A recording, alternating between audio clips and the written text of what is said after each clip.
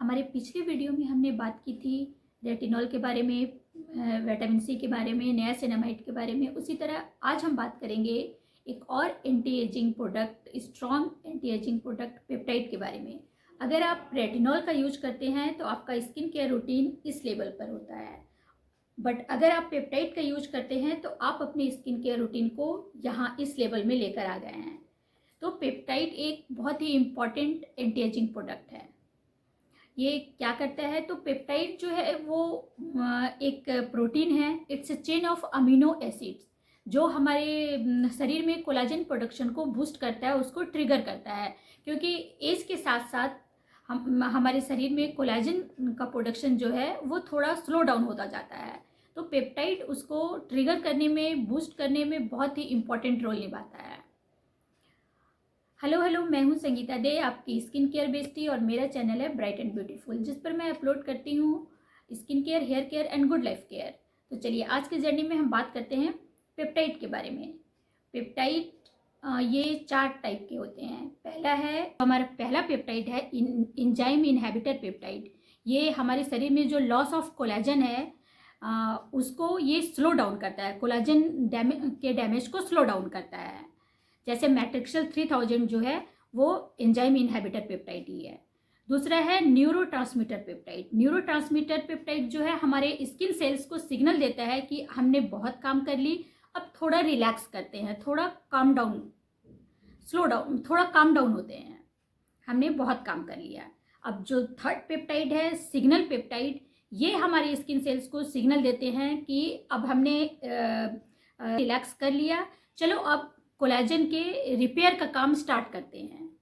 और जो हमारा फोर्थ पेप्टाइड है करियर पेप्टाइड, ये कोलाजन के रिपेयर का काम स्टार्ट कर देता है, ये रिपेयर करना स्टार्ट कर देता है। तो जो पहला है, वो जो पहला एंजाइम इनहिबिटर पेप्टाइड है उसने लॉस ऑफ कोलाजन को स्लो डाउन किया। जो दूसरा न्यूरोट्रांसमीटर पेप्टाइड है, इनहिबिटर है, ये इसने क्या किया, स्किन सेल्स को सिग्नल दिया कि अब थोड़ा सा रिलैक्स करते हैं, थोड़ा काम डाउन होते हैं।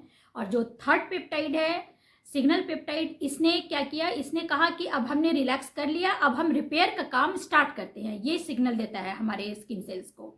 और जो फोर्थ पेप्टाइड है करियर पेप्टाइड, ये रिपेयर का काम स्टार्ट कर देता है, ये हमारे कोलाजन प्रोडक्शन को बूस्ट करता है और रिपेयर का काम स्टार्ट कर देता है। जो कॉपर पेप्टाइड है वो करियर पेप्टाइड ही है।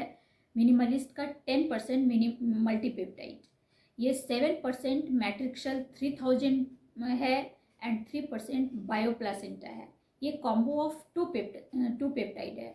जब 2 पेप्टाइड को हम कॉम्बो करके बनाते हैं उसे हम मैट्रिक्सल बोलते हैं। तो ये मैट्रिक्सल 3000 है जो हमारे कोलाजन प्रोडक्शन को बूस्ट करता है। ये free of paraben, sulphate, dye and fragrance है। ये ऑल टाइप ऑफ स्किन पे ये जाता है। पेप्टाइड एक ऐसा प्रोडक्ट है जिसे किसी भी स्किन वाले यूज कर सकते हैं। इसे हम मॉर्निंग में भी यूज कर सकते हैं और नाइट में भी यूज कर सकते हैं। दूसरा पेप्टाइड है द ऑर्डिनरी का मल्टीपेप्टाइड इन HA। ये 3 कैटेगरीज ऑफ पेप्टाइड है और 19 टाइप्स ऑफ पेप्टाइड है इसमें। ये अगर आपकी एज 30 एबव है तो आपको कॉपर पेप्टाइड यूज करना चाहिए। तो कॉपर पेप्टाइड जो है ये इसमें भी द ऑर्डिनरी का कॉपर पेप्टाइड है 1%, मल्टीपेप्टाइड प्लस 1% कॉपर पेप्टाइड। इसे हम बॉटॉक्स इन अ बॉटल कहते हैं। किसी और एक्टिव के साथ लेयरिंग नहीं करनी चाहिए। अगर हम कॉपर पेप्टाइड यूज करते हैं तो पहले फेस वॉश करेंगे, उसके बाद ड्राई स्किन पे कॉपर पेप्टाइड का यूज करेंगे, फिर मॉइस्चराइजर का यूज करेंगे। अगर मॉर्निंग में यूज करते हैं तो सनस्क्रीन लगाएंगे मॉइस्चराइजर के बाद, और नाइट में यूज करते हैं तो इसके बाद सिर्फ मॉइस्चराइजर लगाएंगे। पेप्टाइड में बहुत सारे ऑप्शंस अवेलेबल नहीं है अभी। तो जो अच्छे पेप्टाइड है वो आप एक मिनिमलिस्ट का मल्टीपेप्टाइड ले सकते हैं, दूसरा द ऑर्डिनरी का मल्टीपेप्टाइड इन HA ले सकते हैं, या फिर अगर आप कॉपर पेप्टाइड लेते हैं तो द ऑर्डिनरी का मल्टीपेप्टाइड प्लस 1% कॉपर पेप्टाइड ले सकते हैं। Copper peptide of course costly आता है। बहुत सारे क्रीम में भी पेप्टाइड का यूज करते हैं। तो अगर आप सीरम नहीं यूज करना चाहते हैं तो आप पेप्टाइड वाले क्रीम भी ले सकते हैं, बट अगर इसको डेवलप कर देता है अगर साथ में आप पेप्टाइड भी यूज करते हैं। आप पहले पेप्टाइड यूज करेंगे, सीरम लगाएंगे, उसके बाद आप रेटिनॉल का यूज करेंगे। और अगर आप सिर्फ सिंगल लेयरिंग करना चाहते हैं तो आप जैसे एक नाइट में पेप्टाइड यूज कीजिए, दूसरे नाइट में रेटिनॉल यूज कीजिए, फिर आप पेप्टाइड यूज कीजिए तीसरे नाइट में, फिर चौथे नाइट में रेटिनॉल का यूज कीजिए। बट कॉपर पेप्टाइड को आपको रेटिनॉल के साथ लेयरिंग नहीं करना है।